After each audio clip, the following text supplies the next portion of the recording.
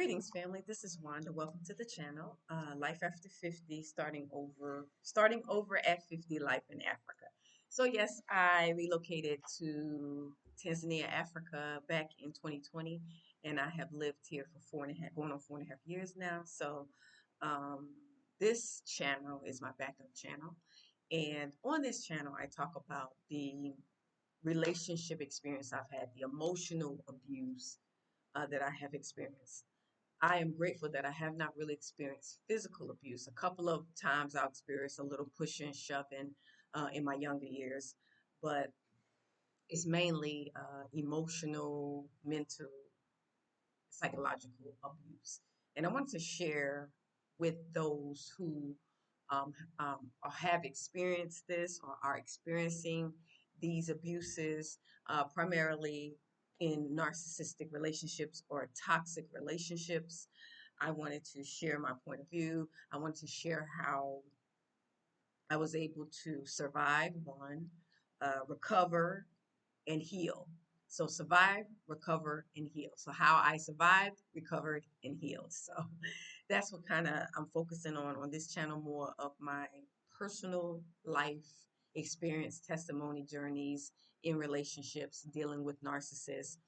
Um, all my life, basically, I've been attracting, as I look back on my life, I've been attracting like narcissistic, toxic, abusive people in my life, whether it is boyfriends, husbands, girlfriends. Like, I just attract some of the most toxic, uh, uh, personality disorder type people, uh, um, people who lack emotional intelligence. Like, yeah, I've been attracting those type of people because when you're empathetic, or an empath is what the world calls it, empath or empathetic, you attract the opposite of what you are.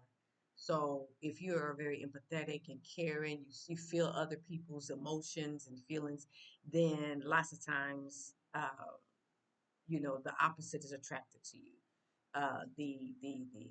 The energy vampires, the narcissists, the sociopaths, the psychopath, all these type of personalities are attracted to you because they love that beautiful, uh, gentle, kind spirit that you have, and they want to destroy it and you as well, and your life as well, and your purpose as well.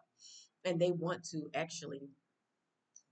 become you. They want that you have. They want that personality, that natural bubbliness, that happiness, that's something about you that you display. They can see it a mile away, whether it's online, in person. Uh, they can see it. They can hear it in your voice. That excitement, that life that's in you. See, they are a dead shell, walking zombie. So they don't have these type of traits, especially if they have sold their soul to um, the Baphomet, or if they're Freemason, if they are Illuminati, if they are any of the brotherhoods. All these people, do they dedicate, or they do dedications and vows. They sell their soul to the dark kingdom, because when you are in Christ, I say, or you are a believer in the biblical scriptures, then your soul, spirit, and body belongs to the one who created you, the uncreated creator, the God of Abraham, Isaac, and Jacob. So your everything, your mind, will, and emotions, everything belongs to him. He controls you, in that you you willingly surrender your life to him. When I say he controls you, in that you willingly walk after him, after uh, the Messiah's example when he walked the earth. Through reading the biblical scriptures, and praying and fasting and seeking his face for direction. Like, he has a spirit, and it's a set apart spirit that will lead and guide you into all truths, right? So that is what you follow.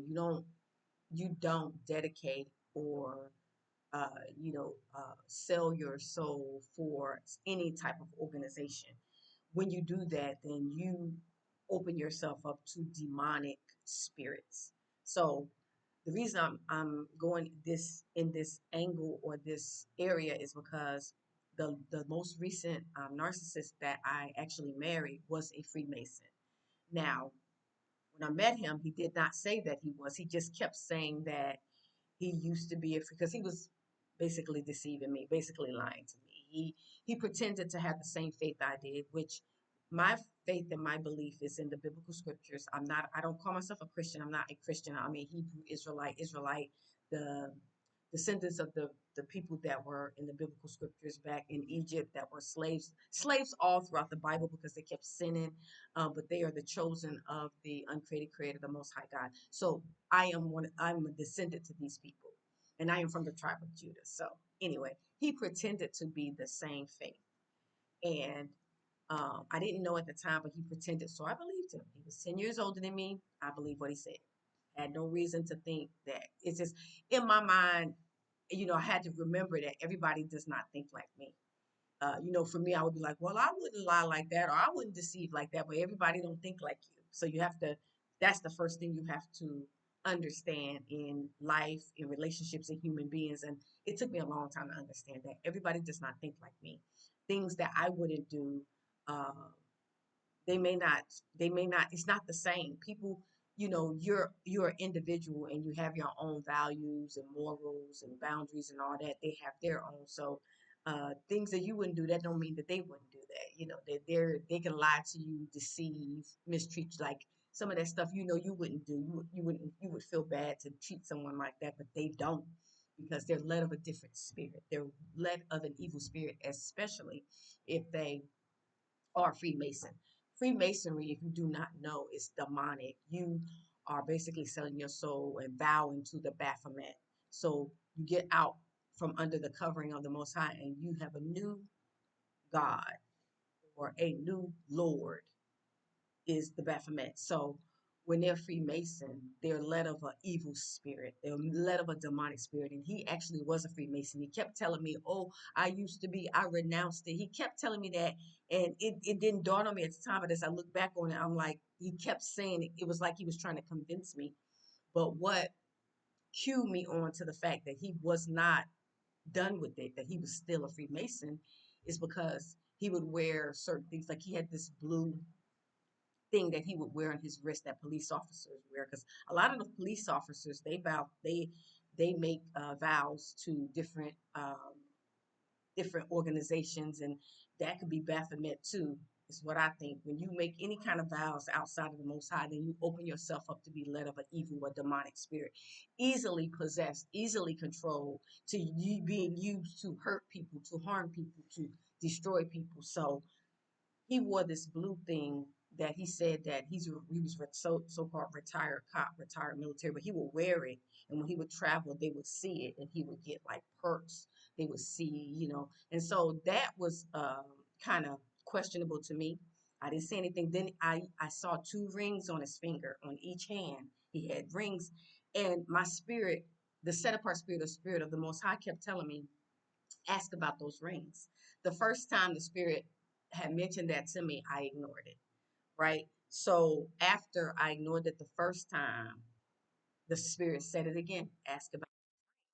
So I asked him, I said, what are those rings? What kind of rings are those? And that's what he said. Oh, these are old. They're very old.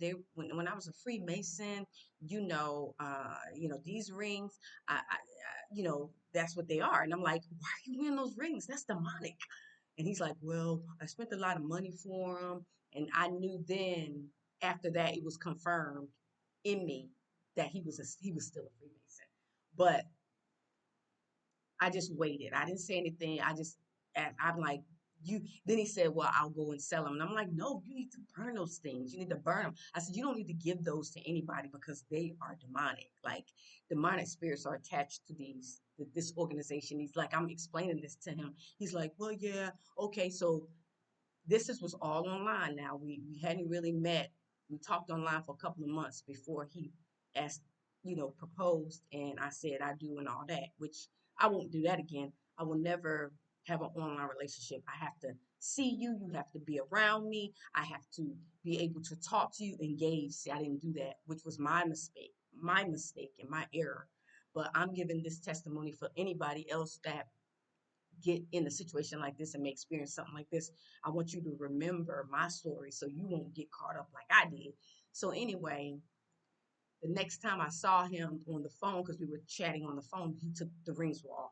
So I was like, oh, he got rid of the rings. No, he didn't get rid of the rings. He didn't. So that was my first red flag way back when, even before I said I do, even before, you know. So I started feeling the disconnection of him saying one thing and doing another, saying one thing, doing another. Of course, I kind of played it down like, well, maybe it's me, you know, so forth and so on. But yeah, and so moving forward, the deception continued because I saw red flags, but I was kind of like explaining them away, and also because he was sending me money, you know, that thing that provider, a man providing thing, which he should be a provider, but he was sending me money all the way over here, helping me with this and promising to do this and that. And he was sending me money. So, of course, you know, I was overlooking little things because I'm like, well, he's a good provider. I kept saying he's a good provider. And so that was the love bombing phase. That was the trap. So, you know, they do this, they put all in until they get you, and then pull they pull back, pull away the resources, they stop, you know, which is what happened. Because after the wedding that he paid for, after we got married, went on a honeymoon, he paid for everything. Then a few months after that, he pulled back. He stopped giving me money. He stopped doing a lot of stuff. So that was the end of that love bombing because he already had me at that point. Then the devaluation started. So yeah, but he was a Freemason. So I knew after the behavior I started seeing, I said, yeah, he's led of a different spirit. And then as well as when we would sleep at night, he would have a lot of activity going on at night when he slept. He would have like nightmares, jump up screaming, yelling, you know, all kind of stuff at night. And I'm a sound sleeper. I don't have any issues when I sleep at night. So I knew that he was being tormented because the scripture says that there's no rest for the wicked. There's no rest for the wicked. So he wouldn't he never he had a problem sleeping, and then he wore this breathing machine to sleep at night. So it was um like it made all this noise like a vacuum cleaner, shh, you know, something like that. And you know, I'm not used to that, y'all. I am not used to um you know, noise when I sleep. And so he could not, he had to wear this mask. He said he stopped breathing at night. So he had to wear this. It was just really weird. Like I never experienced nothing low key demonic to me. But and then he would have all these dreams. One night I woke up and he was talking in his sleep. He was having a full blown conversation, y'all. A whole conversation. It was like somebody's talking, and he had the mask on, so I couldn't hear the words, but it was like da da da da da da da da da da da. It was like a back and forth. It was like he was having a meeting. He was talking and I looked. I'm like, what's going on? Like, so I went back to sleep. And then another night he jumped up yelling and sat straight up. And so I woke up looking around like, and then he laid back down and went to sleep. So I asked him the next day, I said, you must have had a nightmare or something last night. He's like, no, why you say that? He acted real. And I'm like, he remembered that because he sat straight up. But basically he was being tormented. So when you are when you sell your soul, or you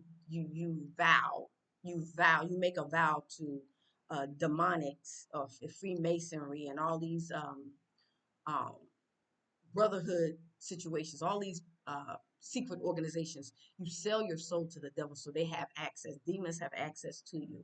And this is a very spiritual conversation, but they have access to you and they can control you. They can, like, when I start seeing that, I'm like, basically, in my mind, I was like, okay, how am I gonna get out of this? I was in the back of my mind, I was thinking like, this is not right. So it was kind of good that he actually left and found a place because he was staying with me in my place, but he actually left and found his own place. But I was thinking, how am I gonna get out of this? Because this is very demonic, and I was a little startled. Felt a little bit of fear because I'm like, he's controlled by demons. Like he could do anything to me. He could do anything to me, you know. So I was nervous about that. So it worked out well that he did leave because it could have been. it could have been bad for me. Like he could have done anything to me. Like I wasn't trusting him at that point. You having nightmares, you're being tormented by demons. You could do anything to me in my sleep. Like, yeah, I didn't trust it. And I was praying about it. And so it was actually a blessing that he left. It was actually, I think the father interceded and intervened and kind of pushed him out because he was saying, like, I gotta go, I gotta find a place. I can't pray. I don't feel peace. Like he was saying he couldn't pray up in my place, but I pray all the time. I pray, I sing, I worship the Father. Like, how could he could why he couldn't pray? Because the demon was being tormented, being in this environment, being in this, because this house is dedicated to the Father. You know, this house is protected by the blood of the Messiah. So the spirits being in here were being tormented just being in this environment. And he had to go. So yeah, that's my experience with a narcissist that was a Freemason. Very dangerous. In the next video I do, I'm going to talk about how I think, in a way, I felt like he was, that he would actually like men. I will tell you in the next video, I'll do another video where I feel like I saw some signs that maybe he was like a sodomite, basically. I feel like he was a sodomite. So I'm gonna do a video about that, and yeah. So thank you so much for checking this video out. I'll do another one in the next couple of days. Thank you, and see you guys in the next one.